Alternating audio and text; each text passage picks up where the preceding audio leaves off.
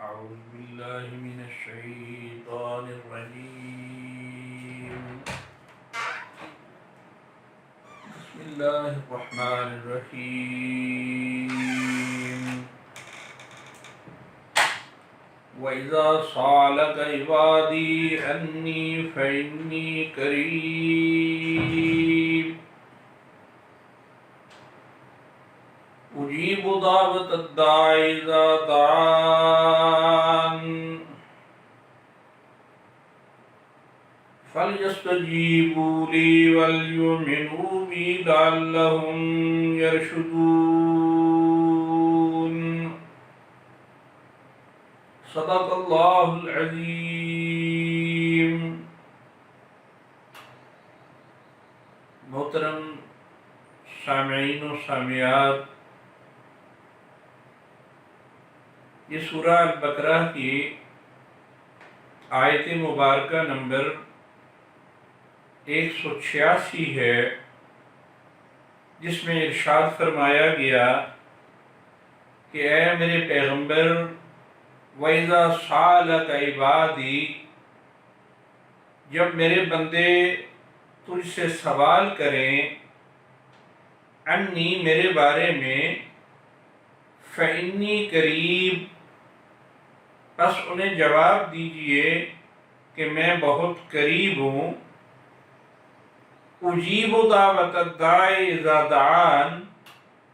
جواب دیتا ہوں پکارنے والے کی پکار کا، اذا دعان، جب بھی مجھے پکارتا ہے. فَلْيَسْتَجِيبُوا لِي،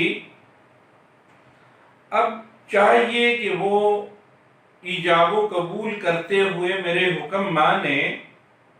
وَلْيُؤْمِنُوا بِي، مجھ پہ ایمان لائیں. لَعَلَّهُمْ يَرْشُدُونَ، تاکہ وہ صحیح راہ پا جائیں، صحیح راہ پر رہیں، رشد و ہدایت پا جائیں. یہ آیت مبارکہ رمضان المبارک کی فرضیت، مسائل اور قرآن حکیم کی خصوصیات، ان آیات کے بعد فوراً نازل کی جاتی ہے، اور اس کے بعد پھر رمضان کے مسائل بیان ہونے شروع ہو جاتے ہیں. روئے سخن فوری طور پہ تبدیل ہوتا ہے. رمضان المبارک کے مسائل سے بات اس طرف آ جاتی ہے. تو اس آیت مبارکہ کے بارے میں حضرت حسن بصری رحمۃ اللہ علیہ فرماتے ہیں کہ صحابہ کرام رضوان اللہ علیہ اجمعین نے نبی کریم صلی اللہ علیہ وسلم سے پوچھا کہ ہمارا رب کہاں ہے؟ تو یہ آیت مبارکہ صحابہ کرام کے اس سوال کے جواب میں نازل ہوئی. ایک دوسری روایت میں یہ بات آتی ہے کہ ایک بدو، ایک عرابی نبی کریم صلی اللہ علیہ وسلم کے پاس حاضر ہوئے، ایمان قبول کیا، اور آپ صلی اللہ علیہ وسلم کے پاس آ کے یہ سوال کیا کہ آقا نامدار صلی اللہ علیہ وسلم، میں پوچھنا چاہتا ہوں ہمارا رب ہم سے قریب ہے کہ ہم اسے آہستہ آواز سے پکاریں، یا ہم سے دور ہے کہ ہم اسے بلند آواز سے پکاریں؟ اگر دور ہے تو کتنا دور ہے، کتنی بلند آواز سے پکارنا پڑے گا؟ علامہ ابن کثیر نے تفسیر ابن کثیر کے اندر اس روایت کو نقل کرتے ہوئے اس کے شان نزول میں، اس آیت کے شان نزول میں اس روایت کو لکھا ہے اور کہا ہے کہ اس عرابی کے سوال پہ یہ آیت مبارکہ نازل ہوئی. حضرت عطا رحمت اللہ علیہ نے اس آیت کے شان نزول کے بارے میں یہ روایت نقل کی ہے کہ جب آیت مبارکہ نازل ہوئی کہ اے میرے بندو مجھ سے مانگو میں تمہاری دعائیں قبول کروں گا، تو صحابہ اکرام رضوان اللہ علیہم اجمعین نے نبی اکرم صلی اللہ علیہ وسلم سے یہ سوال کیا کہ اللہ کے نبی ہم کس وقت اللہ سے مانگا کریں، کس وقت اللہ سے سوال کیا کریں؟ آپ بتائیے کہ اللہ کب ہمارے قریب ہوتے ہیں؟ اللہ جب ہمارے قریب ہوں تو ہم اس وقت سوال کریں کہ وہ ہماری اس دعا کو فوراً قبول کر لیں۔ ایک دوسری روایت کے اندر یہ بات بھی آتی ہے اسی آیت کی شان نزول میں کہ نبی کریم صلی اللہ علیہ وسلم سے بعض لوگوں نے پوچھا کیا رب ہم سے دور ہے کہ اسے آواز سے پکاریں، یا ہم سے قریب ہے کہ ہم اسے آہستہ پکاریں؟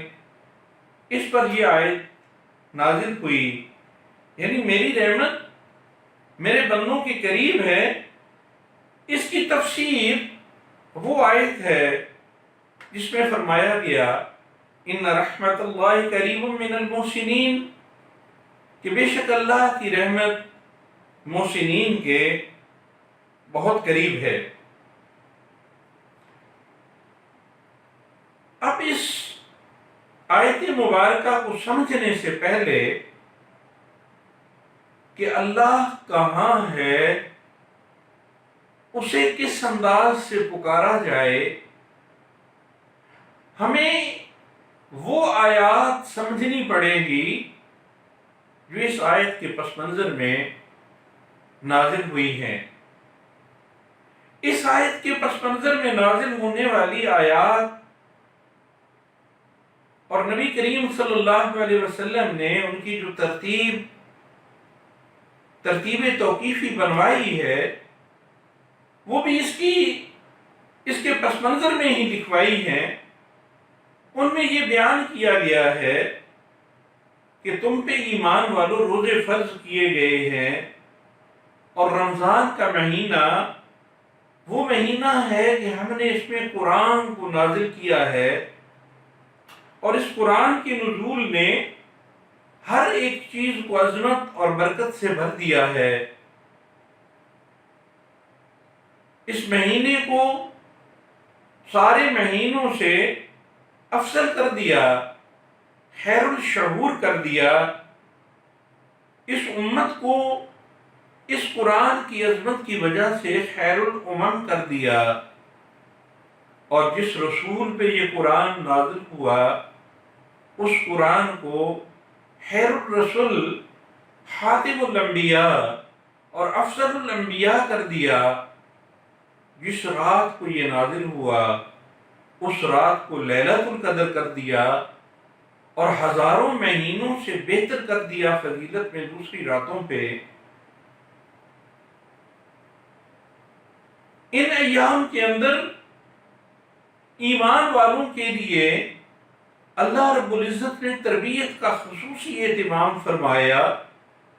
اور ان کی تربیت کرتے ہوئے انہیں صبح سحری سے لے کے غروب آفتاب تک ان حلال چیزوں اور نعمتوں سے روک دیا جو نعمتیں اللہ رب العزت نے ان کے لیے پیدا فرمائی تھیں، اور ان نعمتوں کو استعمال کرنے کا حکم فرمایا تھا کہ جب کوئی ایمان والا بندہ اس رمضان المبارک میں ان ساری پابندیوں کو اپناتے ہوئے، ان پابندیوں پہ عمل کرتے ہوئے رمضان المبارک کے روزے رکھتا ہے، تو اللہ رب العزت اس کی روح اور اس کی نفسانی خواہشات کو دبا دیتے ہیں، اس کی روحانیت اس کی نفسانی خواہشات پہ غالب آ جاتی ہے، اور اس کے اندر وہ صلاحیت پیدا ہوتی جاتی ہے کہ وہ اللہ رب العزت کے جلال کو،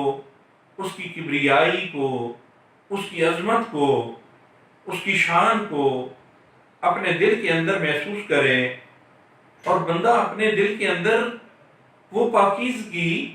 وہ خیر اور برکت محسوس کرنے لگتا ہے۔ اللہ کی کبریائی کے جلوے اسے نظر آنے لگ جاتے ہیں، اس کی عظمت و جلالت اس کے دل میں خشیت بن کر مچلنے لگتی ہے، اور یہی خشیت اللہ کی چاہت میں ڈوب کر محبت کی شکل اختیار کر لیتی ہے۔ وہ اللہ سے محبت کرنے لگ جاتا ہے، اس کی زبان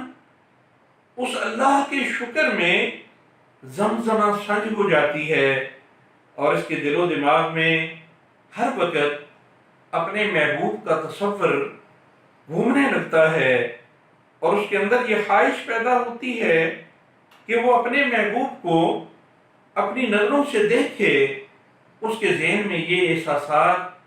اس حد تک بلند ہوتے ہیں کہ وہ اپنے محبوب کو دیکھنے کے لیے بے چین اور بیتاب ہو جاتا ہے۔ اس کے دل کے اندر یہ خواہشیں مچلتی ہیں کہ میں نے جس کے لیے ان حلال چیزوں کو چھوڑا، میں نے جس کے لیے اپنے اوپر یہ پابندیاں عائد کر رکھی ہیں، میں نے جو تقوی حاصل کرنے کے لیے یہ ساری چیزیں کی تھیں، وہ میرا محبوب جس کے لیے میں یہ قربانیاں دے رہا ہوں، میں بھوکا اور پیاسا بھی ہوں، میں نے اپنی نفسانی خواہشات کو دبا بھی دیا ہے، تو وہ میرا رب کہاں ہے؟ لا محالہ اس عاشق کے دل میں اپنے محبوب کو دیکھنے کے لیے ایک خواہش مچلنے لگتی ہے، لیکن اللہ کا تو فرمان ہے لا تدرکہ الابصار وہو یدرک الابصار وہو اللطیف الخبیر۔ سورہ الانعام کی آیت نمبر 103 میں نے تلاوت کی ہے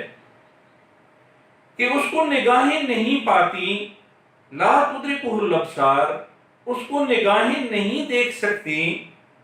وہو یدرک الابصار، لیکن وہ نگاہوں کو پا لیتا ہے، وہ اپنے بندے کی ان ملتجی نگاہوں کو دیکھ لیتا ہے۔ وہو اللطیف الخبیر، اور وہ بڑا لطیف ہے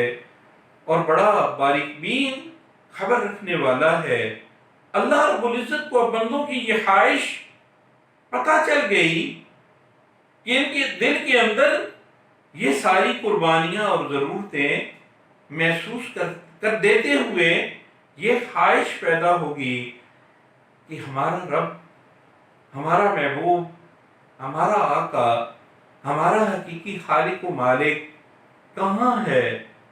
ہمیں اس خالق اور مالک کو دیکھنا چاہیے۔ بالکل ایسے ہی جیسے ایک عاشق صادق کے اندر یہ خواہش پیدا ہوتی ہے کہ وہ اپنے محبوب کو دیکھے، وہ اپنے محبوب کا قرب حاصل کرے، اور وہ اس کا وصال حاصل کرنا چاہتا ہوتا ہے، اس کے لیے وہ اپنی ساری آرزوؤں سے، وہ اپنی خواہشات سے دستبردار بھی ہوتا ہے، اس کے راستے میں قربانیاں بھی دیتا ہے، اور یہ قربانیاں دیتے ہوئے وہ اپنی اس آرزو سے کبھی بھی دستبردار نہیں ہوتا، باقی ساری خواہشات سے دستبردار ہو جاتا ہے۔ ایک ہی آرزو اس کے اندر قائم رہتی ہے، اور وہ وصال یار کی ہوتی ہے کہ کبھی تو مجھے وصال یار ہوگا۔ وصال یار کی تمنا چھوڑنے کے لیے وہ عاشق صادق کبھی بھی تیار نہیں ہوتا۔ غالب نے اس بارے میں کیا خوب بات کہی کہ یہ نہ تھی ہماری قسمت کہ وصال یار ہوتا، کچھ اور جیتے ہوتے، یہی انتظار ہوتا۔ محبت کی دنیا بڑی عجیب دنیا ہے۔ جس طرح محبوب کو دیکھنا، اس سے باتیں کرنا عاشق کی جنت ہوتی ہے، اسی طرح محبوب کے تصور میں کھوئے رہنا یہ بھی ایک عاشق کے لیے بہت بڑی نعمت ہوا کرتی ہے، اس لیے جب بھی اسے موقع ملتا ہے وہ اپنے محبوب کے تصور میں ڈوب جانا چاہتا ہے، اور اگر حالات اس کی اجازت نہیں دیتے تو وہ حسرت کے انداز میں اس کا ذکر کرتا ہے، گویا وہ محبوب اس کے دل میں رچ بس گیا ہوتا ہے، اور وہ ہمیشہ اپنے دل میں اسے ڈھونڈتا رہتا ہے، دل ڈھونڈتا ہے، پھر وہی فرصت کی رات دن بیٹھے رہے تصورے جانا کیے ہوئے، اللہ کہاں ہے، اسے کیسے تلاش کیا جائے۔ رمضان المبارک کے روزوں نے اس عاشق صادق کے دل میں یہ شمع روشن کر دی، اور اب اپنے اس حقیقی خالق کی تلاش میں یہ نکلا ہوا ہے۔ اپنی اگلی ویڈیو کے اندر ہم یہ بتائیں گے کہ یہ عاشق صادق رمضان المبارک کے روزے رکھنے والا اپنے رب کو کہاں پاتا ہے، اپنے محبوب کو کہاں پاتا ہے۔ اللہ سے دعا ہے کہ وہ ہمیں رمضان المبارک میں اپنے رب کو ڈھونڈنے کی یہ سعادت نصیب فرما دے۔ وآخر دعوانا ان الحمد للہ رب العالمین۔